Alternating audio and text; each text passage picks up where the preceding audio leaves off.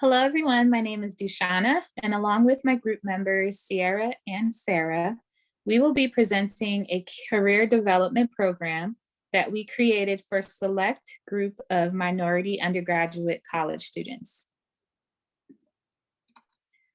The elements of our career program that will be discussed within this presentation include our target population, needs of the target population, objectives for our multicultural career development program, the delivery of career planning services, content of the program, the cost, a plan to promote and explain our services to the general public, an evaluation tool for the program, and limitations and areas for improvement.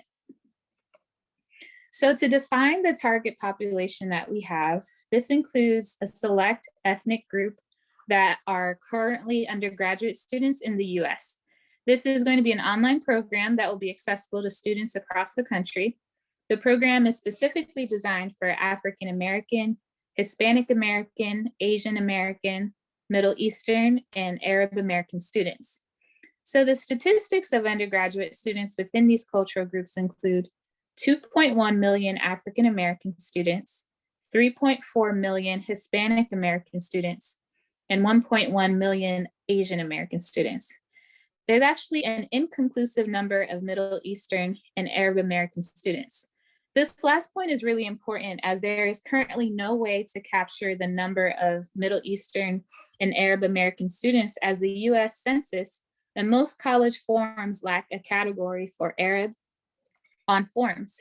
Arabs are often categorized as white Americans on these forms.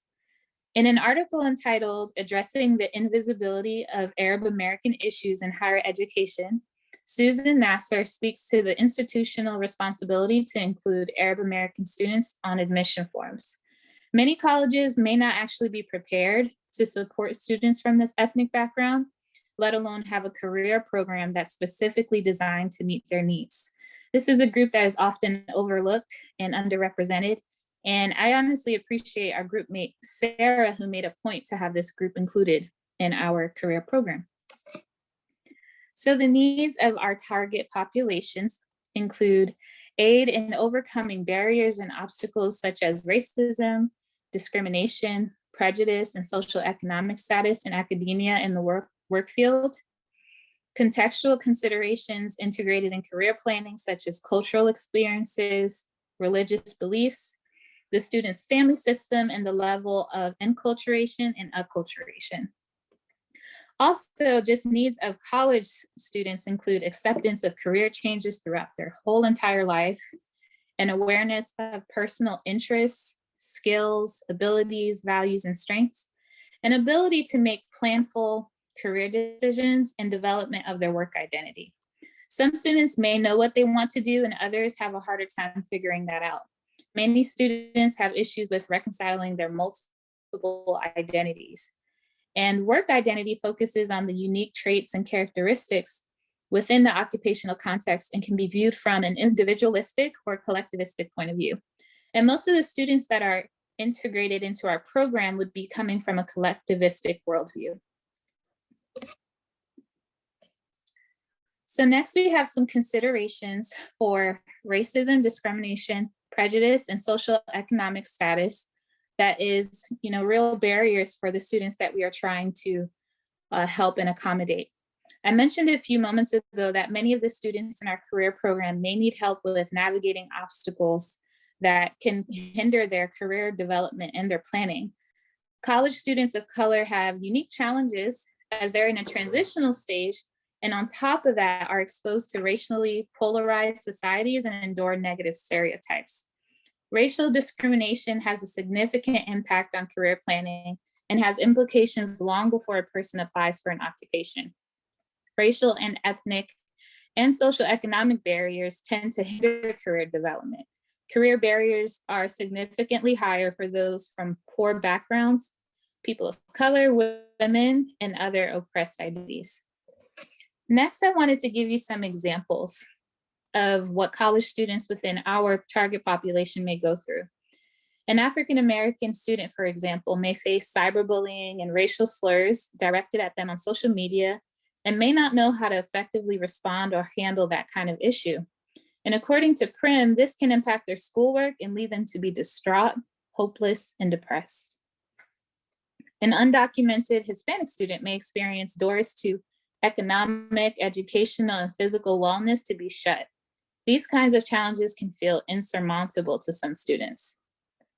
Asian American students may feel the pressure of being a model minority. According to Hayes and Erford, a model minority is an elevated status given to Asian Americans despite the barriers presented by racism. It's marked by high academic achievement, high family incomes, low mental health utilization rates, and low delinquency rates. This positive stereotype minimizes individual effort and achievement and may lead to institutional neglect, educational, and health disparities. And lastly, among the Middle Eastern and Arab American population, they may face ethnic discrimination that leads to poor mental health outcomes and have experienced a lot of hurt due to the visible markers of possibly being from an Islamic background. This increased prejudice in the US has since occurred since the events of 9/11 and has made it specifically challenging for this group. These are just a few examples of racial and cultural barriers that undergraduate students may face, just to give you a picture of the needs that are there.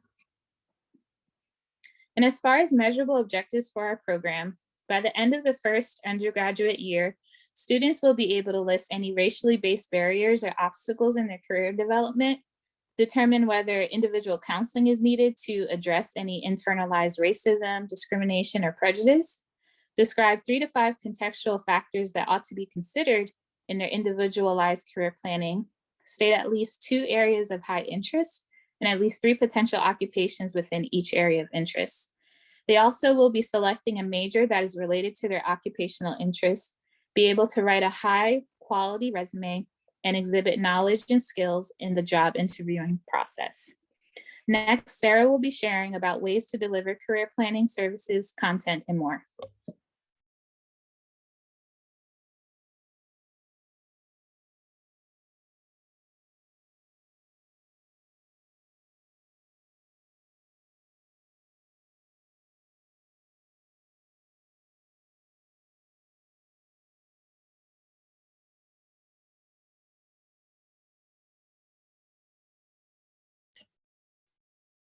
Here we go. I will be talking about ways to deliver career planning services. And we have concluded that it's missing that we have specific classes in colleges for career planning, and this might be a good idea to specify classes for that, as well as offering workshops, annual workshops to give information to students, as well as make groups and discussions about their interests and the results of their assessments. We have thought of creating a virtual career center, and we found that a web-based career center for career planning is the most effective nowadays, and this would help us reach out to all the multicultural college students all around the country and not in a very specific areas. Counselors could be easily reached and could still provide from all over the states, could still provide the same services on the one web-based career center. Self-help material can also be provided by providing assessment, inventories, and workbooks. All can be also presented online.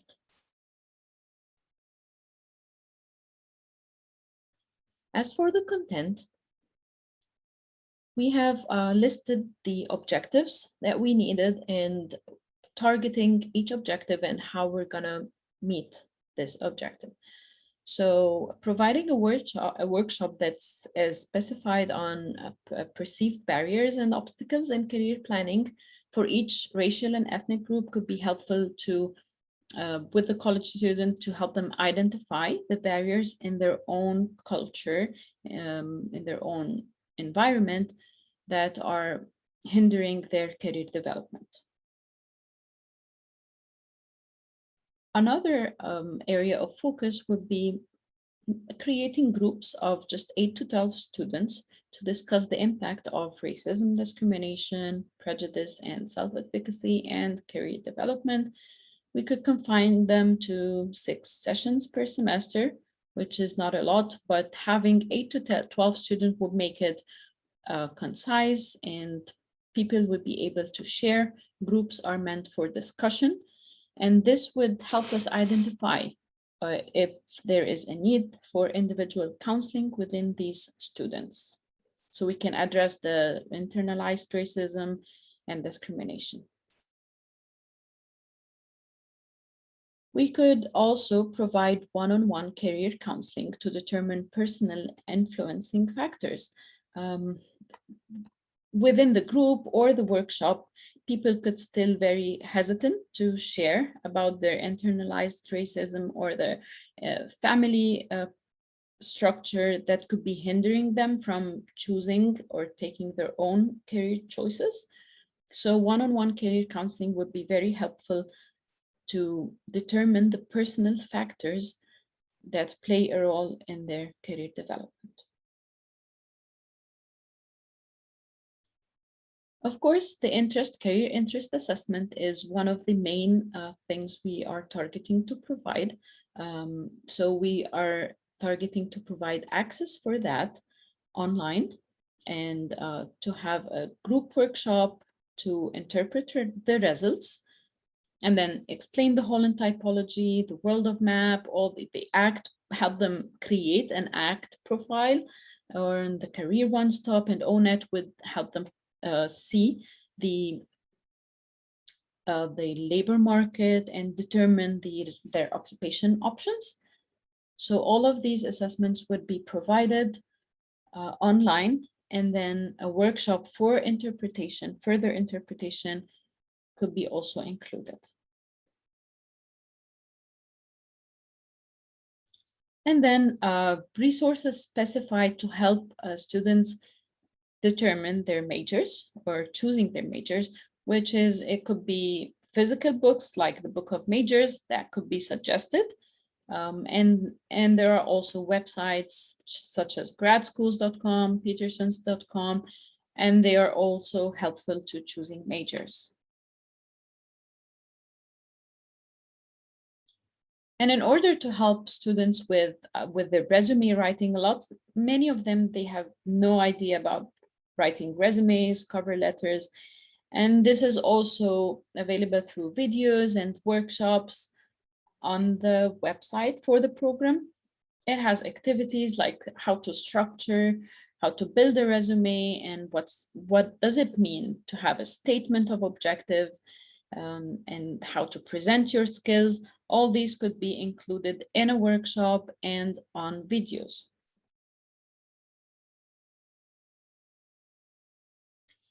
And then, again, the educative videos would help for job interviewing skills, like you can have one-on-one role modeling, so you can be prepared for interviewing. And many of the videos provided would give tips on how to handle an interview and what are the skills needed. All those videos can be accessed online as well. Now the cost, we've turned to figure out what the cost of the program would be. And there are 3 main areas that we have thought of, mainly the staff, materials needed, and the facilities. Okay, speaking of staff, this is the main area of cost. We will be needing staff for designing the website, for developing the website and the material, as well as delivering the workshop and delivering the one-on-one sessions and interviews, and leading the groups. So for example, we try to take it down to, if we start by targeting just 100 students, and we would hire 10 counselors for that and 1 web developer, just as a start. So each counselor would handle 10 students. Each counselor, according to the ONET the career counselor's average wage is $30 per hour. And if they work 10 hours per week, like an hour for each student, along the 8 months of the school year, that would make a total of $9,600 per counselor for the whole program period. And then we will need probably one web developer as a start. And again, according to ONET, the web developer usually needs $40 an hour. So this gives us a total of 100,000 just as a start. For the materials, we figured out that this is the world of the internet. Everything is easily accessed, so we will not be requiring any cost for that, except maybe some membership for accessing some inventories. And again, this is minor, but could be added. We will not be needing any facilities because everything is going to be online, and this is the best way to reach the whole students in the whole country. And now Ciarria is going to talk to us about promotion, how to promote for our program. Thank you. Hi. So today I'll be talking about the promotion for our program. The first method of promotion will be for us to advertise our services on the university's website and or newspapers. Newspapers can be online and digital as well as bulletin boards that are in the student union. So in advertising on the university's webpage and newspapers and bulletin boards, obviously, it was stated before that we will have a web-based program. So we need to make sure that our website is up and running in order to advertise, our links and other methodology, for the students to get to our website. But advertising through the university's media sources will bolster our visibility to our target audience. Secondly, we will initiate a pilot testing with respected and visible freshmen of the university and our faculty members. Creating those piloted testing will help to expand and redefine and refine ideas and procedures. So not only will we question the freshmen that are taking the program, we'll also talk about our program to the facility managers and the faculty, just to get their ideas so that we can further redefine and revamp our program if need be. Lastly, we will request participants to provide publicity. So along with working with the respective freshmen and the faculty and the students and advertising on the students' websites, the university's websites, we will definitely request and ask if they'll promote our program on their social media platforms. Word of mouth is very effective, because we're having real voices talk about the effectiveness of our program. And in today's world, technology is king. So this is also known as networking. Networking promotes our program to authenticated consumers and users, broadening the program's reach. Next, we'll talk about how we're going to evaluate our program. So the first method is conduct in-person feedback. In-person can be over Zoom because our program is web-based, but we'll do an early questionnaire / feedback when the person, the clientele is in the actual program. This will help to enhance the program by understanding the issues in the and the immediate delivery of the programs and methods. This will make the program better in its application by determining predetermined experiences, outcomes of the program. Requesting feedback from the staffers, the people that are involved behind the scenes in our program, can add creative ideas in order to revise the program and prepare for its next delivery. The second methodology is to conduct follow-up studies. So sending senior classmen or graduates, questionnaires through email. If email is unsuccessful, even though we're web-based, a phone will suffice. And that is designed to discover if the individual has found a job and are on the correct path for completing a defined major. And lastly, We'll evaluate issues and then we'll revise.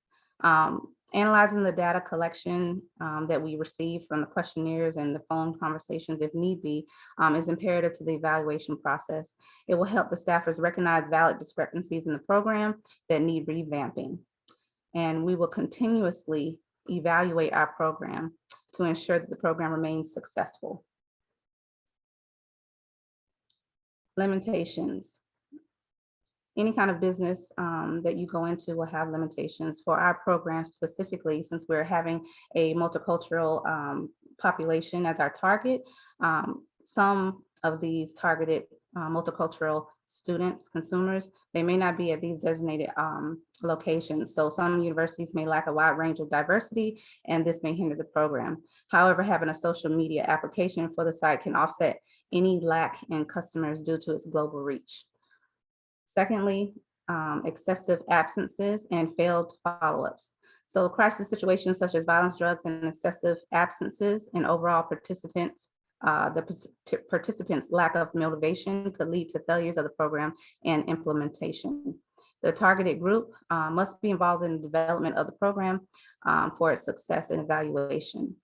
Lastly, resources and quantifiable methods. It may be difficult to find resources for the programs require instruments in the form of outside experts, questionnaire building programs, hired exit,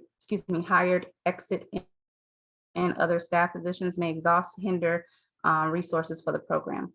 Properly evaluating quantifiable methods in the program may be difficult.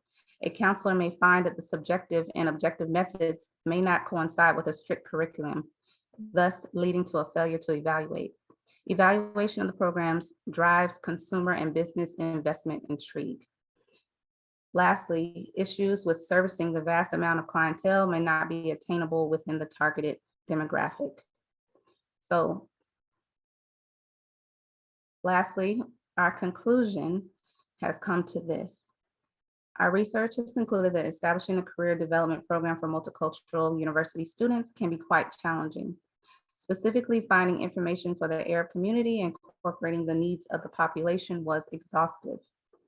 Furthermore, we recognized and eliminated obstacles such as racism, discrimination, social, economic issues in our program to bolster its effectiveness.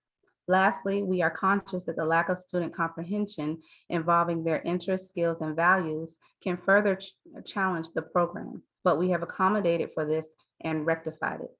Implementing these findings has ensured that our program fulfills the needs of the targeted consumer. And these are our references. Thank you.